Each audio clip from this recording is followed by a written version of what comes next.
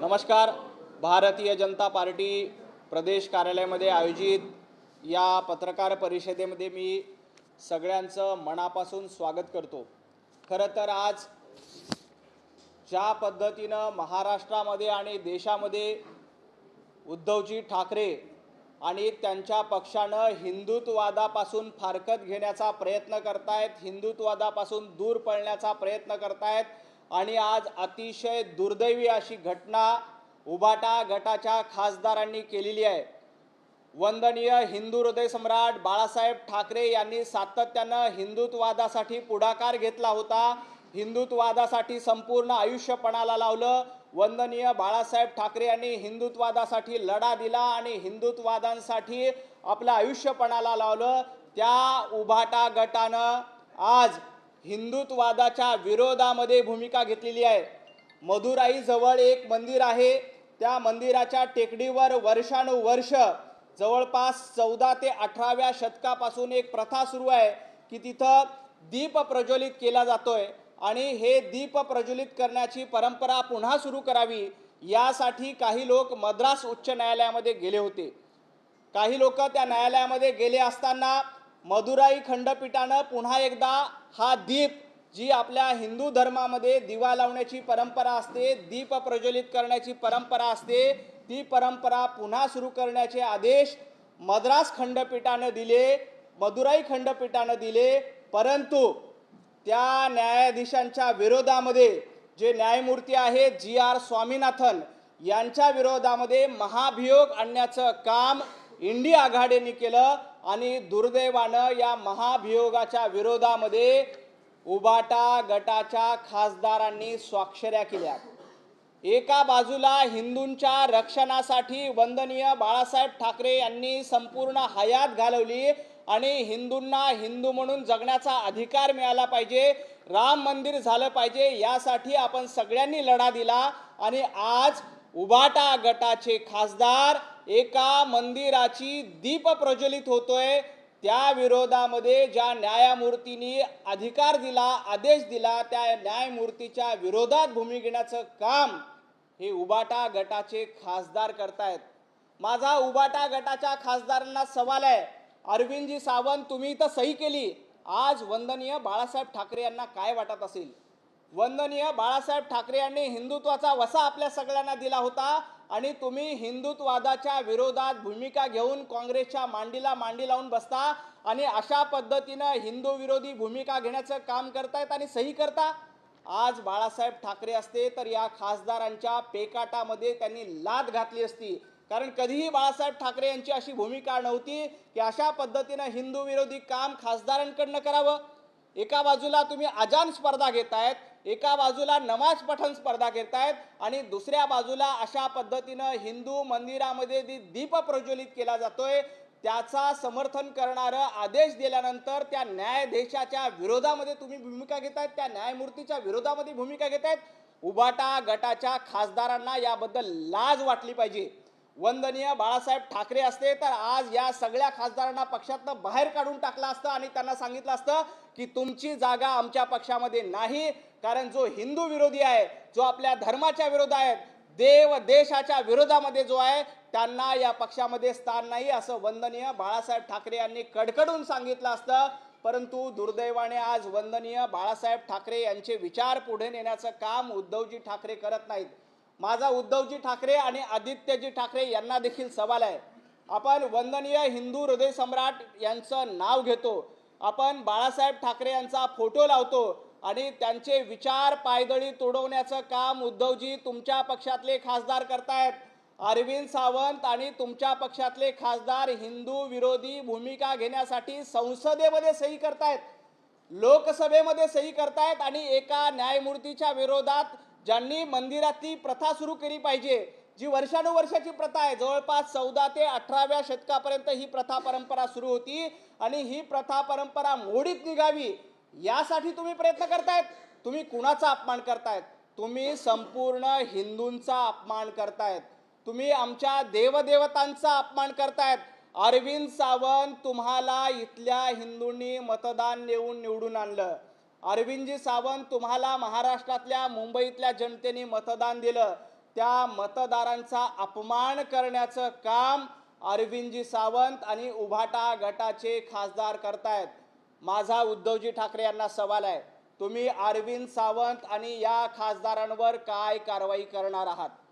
तुम्ही जर का या खासदारांवर कारवाई केली नाही तर तुमची हिंदुत्ववादाची भूमिका ही बेगडी आहे हे पुन्हा एकदा सिद्ध होईल.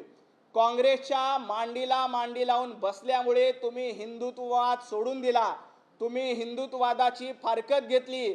तुम्हाला नमाज स्पर्धा घेण्यामध्ये इंटरेस्ट आहे, तुम्हाला अजान स्पर्धा घेण्यामध्ये इंटरेस्ट आहे आणि तुम्हाला हिंदू देवदेवतांची दीप प्रज्वलित करण्याची जी परंपरा सुरू आहे.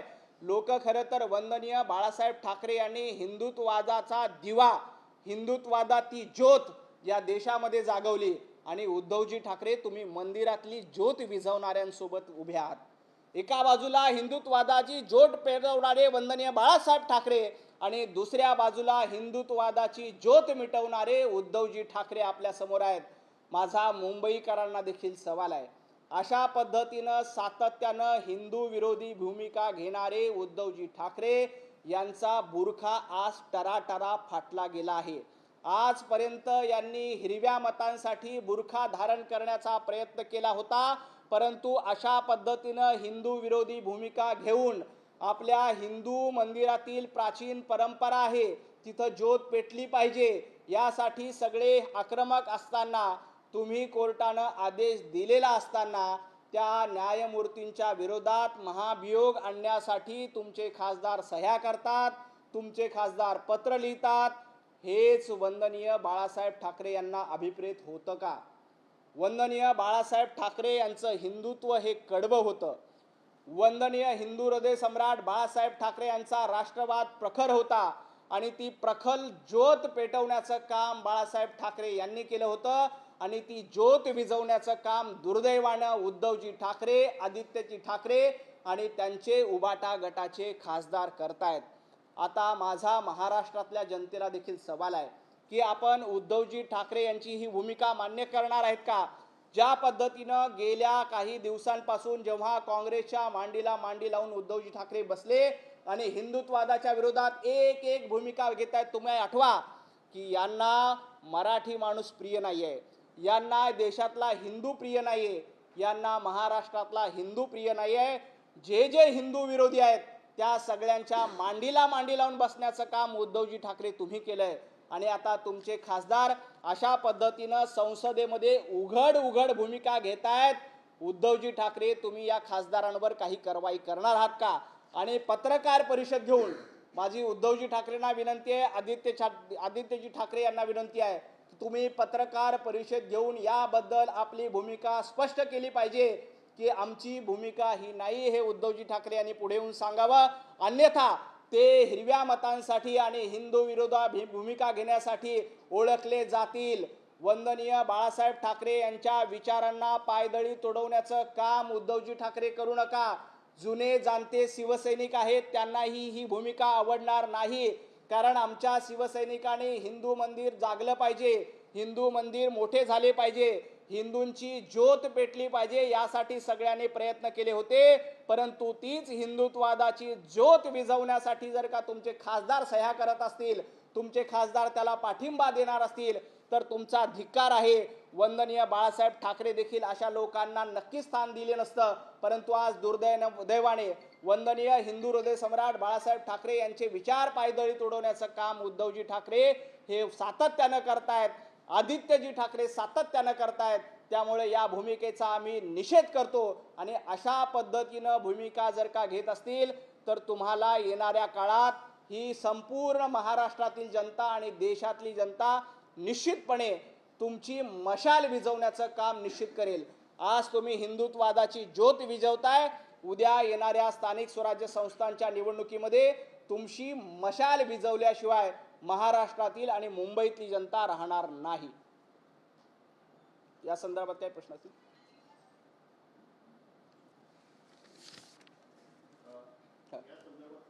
हा विचार. काल माजी विरोधी पक्षनेते विधान परिषद अंबादास दानवे यांनी एक व्हिडिओ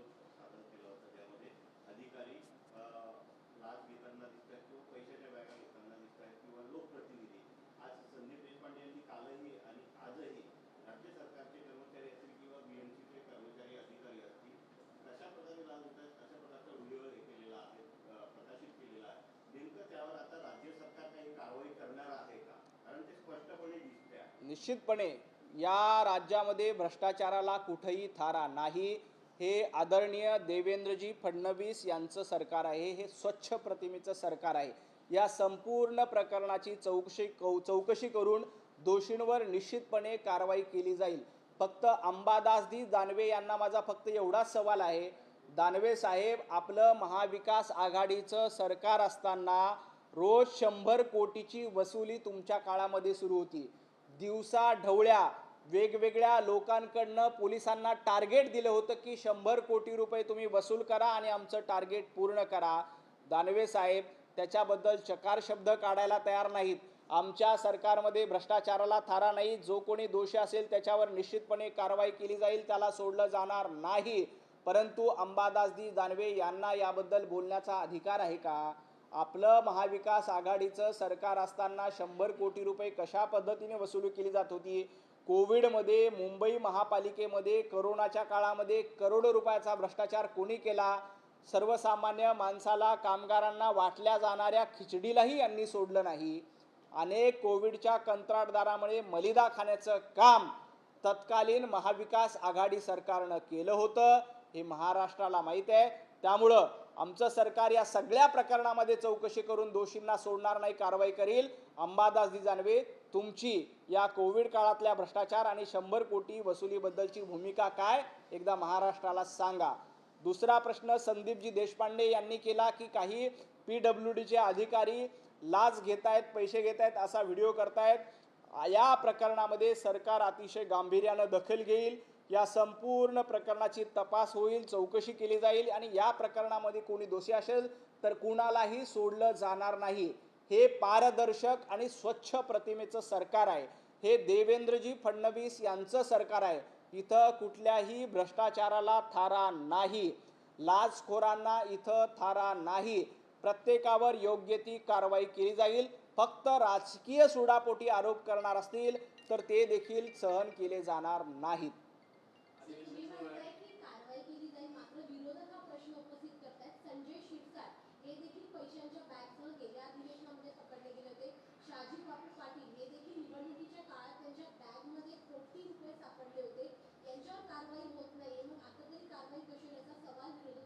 सगळ्या प्रकरणावर कारवाई होणार आहे. कुणालाही सोडलं जाणार नाही. प्रत्येकाची चौकशी करून त्यावर कोर्टात पुरावे द्यावे लागतात. आपल्याकडे न्यायव्यवस्था आहे. मला वाटलं उद्या उठलं आणि शिक्षा दिली, असं होत नाही. आपल्याकडे न्यायालयीन प्रक्रिया आहे. त्या संपूर्ण न्यायालयीन प्रक्रियेतनं जावं लागतं, चौकशीतनं जावं लागतं आणि चौकशीमध्ये दोषी आढळला तर कारवाई केली जाते. ही संपूर्ण प्रक्रिया सुरू आहे. कुठल्याही प्रकरणामध्ये दोषींना सोडणारं हे सरकार नाही. दोषींवर निश्चितपणे कारवाई केली जाईल. अधिवेशन सुरू आहे, दोन्ही सभागृहामध्ये विरोधी पक्षनेता नाही आणि विरोधकांकडून सातत्याने हा प्रश्न उपस्थित केला जातो की सरकारला विरोधी पक्षनेत्याची भीती वाटते का आणि म्हणून त्यावरती निर्णय होत नाही. खरं तर विरोधी पक्षनेता निवडण्याचा अधिकार हे सभापतीचा आणि अध्यक्षांचा असतो. आपल्याला माहिती आहे की घटनेमध्ये तरतूद असते की तुमचे संख्याबळ असलं पाहिजे. तेवढं संख्याबळ दुर्दैवानं आणि सुदैवानं विरोधकांकडे आता नाही आहे. त्यामुळे संख्याबळाच्या अधिकारावर विरोधी पक्षनेता मागवायचा असतो. आता विधान परिषदेमध्ये संख्याबळ आहे, परंतु विधान परिषदेमध्ये काँग्रेसला वाटतं की आपला विरोधी पक्षनेता व्हावा, उबाटा गटाला वाटतंय की आपला विरोधी पक्षनेता व्हावा, राष्ट्रवादी शरद पवार गटाला वाटतं की आपला विरोधी पक्षनेता व्हावा. या तिघांचं जर एकमत झालं, वर्षभर यांचं एकमत होणार नाही, तरीही यांचं एकमत झालं तर येणाऱ्या काळामध्ये आदरणीय सभापती राम शिंदे साहेब आहेत, ते याबद्दल योग्य ते निर्णय घेतील. पण विधानसभेमध्ये यांचं बहुमत नाही. विधानसभेमध्ये देखील यांचं एकमत होत नाही, कारण आदित्यजी ठाकरे यांना वाटतं की आपण विरोधी पक्षनेते व्हावं. भास्कर जाधव बाशिंगात बांधून बसलेले आहेत, पण भास्कर जाधवांना आता त्यांच्या रत्नागिरी जिल्ह्यामध्ये देखील स्थान मिळत नाही. विनायक राऊत आणि भास्कर जाधवांमध्ये काय भांडणं आहेत हे माझ्यापेक्षा तुम्हाला पत्रकार म्हणून जास्त माहिती आहेत. त्यामुळं भास्कर जाधवांनाही विरोधी पक्षनेते मिळणार नाही याची कल्पना त्यांना आहे. आदित्यजी ठाकरे यांचं नाव पुढं करण्याचं काम काही लोकांकडनं केलं जातं. आता बघूया, त्यांच्यामध्ये आधी एकमत होऊ द्या, मग निश्चितपणे आमचे सभापती आणि विधानसभेचे अध्यक्ष त्यावर योग्य तो निर्णय घेतील.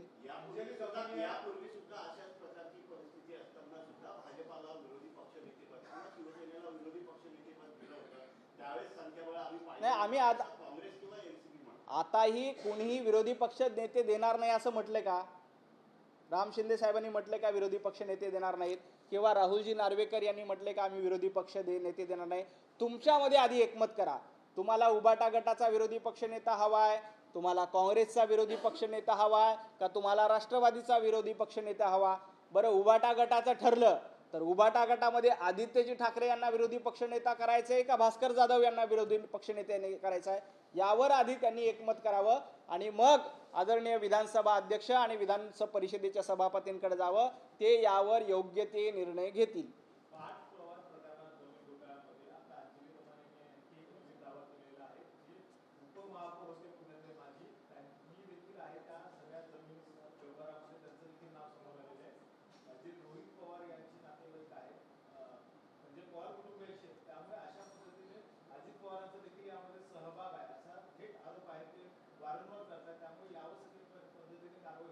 आपल्या सगळ्यांना कल्पना आहे की या सगळ्या प्रकरणामध्ये चौकशी करण्यासाठी एक समिती नेमली. त्या समितीचा अहवाल आल्यानंतर या प्रकरणामध्ये जो कोणी दोषी असेल कुणालाही सोडलं जाणार नाही. प्रत्येक दोषींवर कारवाई केली जाईल. फक्त आपल्या समितीचा अहवाल येईपर्यंत वाट बघावी लागेल. प्रत्येक प्रकरणामध्ये घाई करून चालत नाही. रीतसर त्याची चौकशी होईल. पोलीस तपास करतायत, अधिकारी समिती त्या पूर्ण प्रकरणाचा अहवाल घेत आहेत.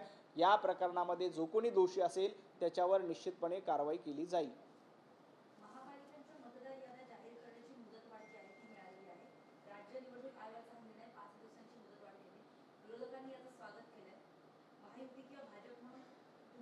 आम्ही देखील या निर्णयाचं स्वागत करतो. दुबार मतदार नकोत. दुबार मतदारांपुढे खुणा करण्याचं काम निवडणूक आयोगाच्या माध्यमातून केलं जात आहे. आम्ही देखील दुबार मतदारांबद्दल शंका घेतली होती. स्वतः आमचे नेते आदरणीय आशिषजी शेलार यांनी देखील पत्रकार परिषद घेऊन हा मुद्दा मांडला होता. आदित्यजी ठाकरे यांच्या वरळी मतदारसंघामध्ये जवळपास 16,000 दुबार मतदार असल्याचा दावा स्वतः आदित्यजी ठाकरे यांनी देखील केला होता. आमचं देखील म्हणणं आहे की दुबार मतदार हे लोकशाहीसाठी घातक आहेत आणि दुबार मतदार निश्चितपणे हटवले पाहिजे आणि मतदार यादी स्वच्छ असली पाहिजे. परंतु गेल्या काही दिवसापासून उद्धवजी ठाकरे हे फक्त हिंदू दुबार मतदानांवर शंका घेत आहेत. राज ठाकरे हिंदू दुबार मतांवरच शंका घेत आहेत. आपण बघताय की आदित्यजी ठाकरे किंवा उद्धवजी ठाकरे ही काय भूमिका घेत आहेत की पाटील दुबार मतदार आहे, कदम दुबार मतदार आहे, अशा पद्धतीनं जाणीवपूर्वक सूर्यवंशी दुबार मतदार आहे, अशा पद्धतीनं जाणीवपूर्वक हिंदू लोकांची दुबार म्हणून नाव घेत आहेत. परंतु आपल्याला कल्पना आहे का मुंबईमध्ये मोठ्या प्रमाणामध्ये मुस्लिम दुबार मतदार आहेत, परंतु एकही उबाटा गटाचा नेता मुस्लिम दुबार मतदारावर बोलायला तयार नाहीत. का नाही? कारण यांना माहीत आहे की आपण मंदिराची ज्योत विझवतोय आणि अशा पद्धतीनं मंदिराची ज्योत विझवून काही लोकांचं लांगुल चालन करण्याचा प्रयत्न करतोय. लांगुल चालन करून मतं मिळवण्याचा प्रयत्न यांचा सुरू आहे. त्यामुळे यांना हिंदू दुबार मतांवरच शंका आहे. इतर धर्मियांच्या दुबार मतावर हे शंका घेत नाहीत. आता निवडणूक आयोग याद्या करतंय. यामध्ये स्वच्छपणे एकदा असतील दुबार असतील तर त्यांच्यावर नाव असलं पाहिजे, स्टिबार असतील तर त्यावर खूण असली पाहिजे. याबद्दलची भूमिका याबद्दलची मागणी भारतीय जनता पार्टीची अगदी सुरुवातीपासून आहे.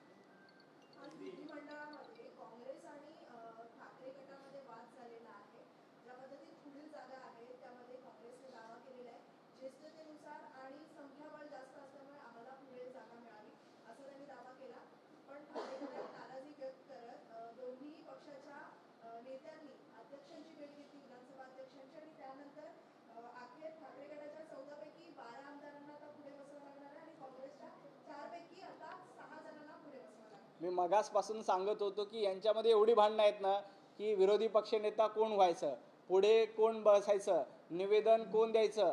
परवा विरोधकांची पत्रकार परिषद नागपूरमध्ये झाली की आधी काँग्रेसनं बोलायचं, उबाटा गटाने बोलायचं का राष्ट्रवादीने बोलायचं, याच्यावरून तुफान भांडणं झाली त्यांची. आणि मग ते पत्रकार परिषदेला समोर आले. विजय वडेट्टीवार यांनी तासभर भाषण केलं. मग भास्कर जाधव म्हणले आता काय बोलायचंय. अशी अवस्था काँग्रेसची आणि उबाटा गटाची आहे. यांचा विरोधी पक्ष नेता यांना ठरवता येत नाही. कोण कुठे बसणार याच्यावरून ही यांची अवस्था आहे. तर इंडिया आघाडीची भेंडी करपलेली आहे कशा पद्धतीने. आणि मुंबईत तर आपल्याला कल्पना आहे की मुंबई महापालिकेत काँग्रेसने सोबळाचा नारा दिलाय. त्यामुळं आता इंडिया आघाडी आणि महाराष्ट्रातल्या महाविकास आघाडीच्या ठिकऱ्या उडाल्यात.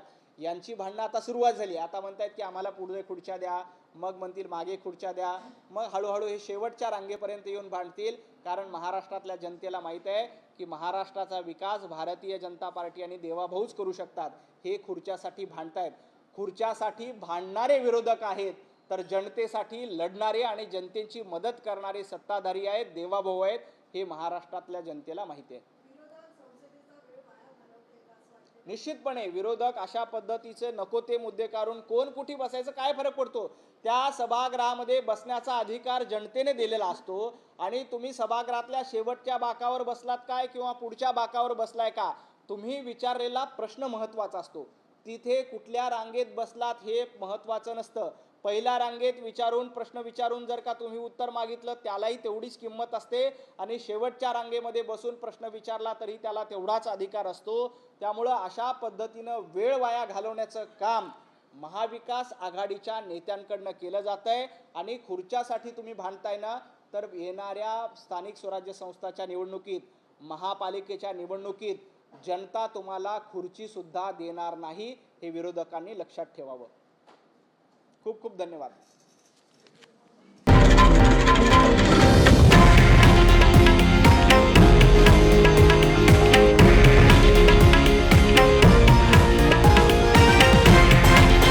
हे आहे देशातील नंबर 1 न्यूज नेटवर्क आणि आपण पाहत आहात TV9 मराठी, एकमेव.